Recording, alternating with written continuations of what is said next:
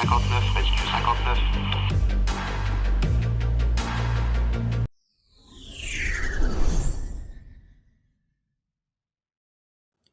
Dans les hauteurs embrumées de la forêt amazonienne, où les rayons du soleil percent comme des flèches d'or à travers une verdure infinie, vit un seigneur exubérant du ciel, le toucan.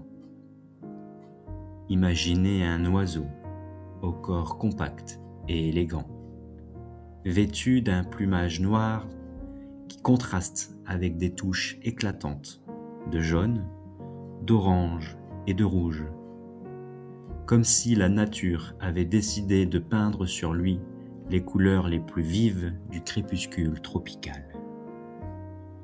Mais ce qui fascine avant tout, c'est son bec, immense, courbé, presque aussi long que son corps, un véritable arc-en-ciel sculpté dans la lumière.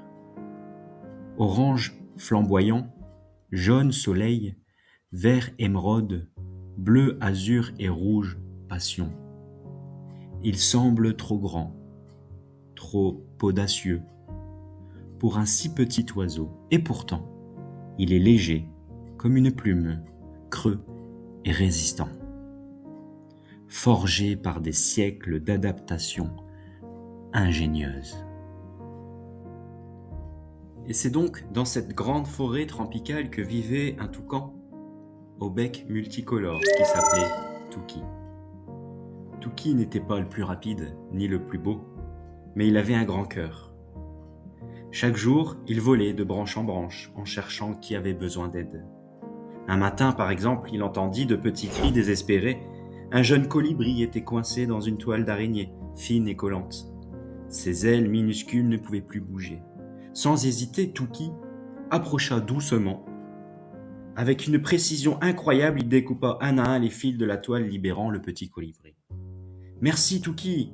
gazouilla-t-il, épuisé mais souriant. « Tu m'as sauvé la vie. » L'après-midi, il aida un vieux perroquet à retrouver ses lunettes perdues dans les feuilles. Puis, il porta sur son dos une petite griffe blessée jusqu'à son nid. Le soir, quand le soleil se coucha, en peignant le ciel de rose et d'or, tous les oiseaux de la forêt se rassemblèrent autour de lui.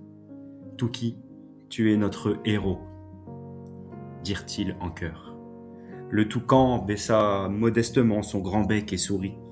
« Je n'ai pas besoin d'être un héros. J'aime juste que tout le monde soit heureux. »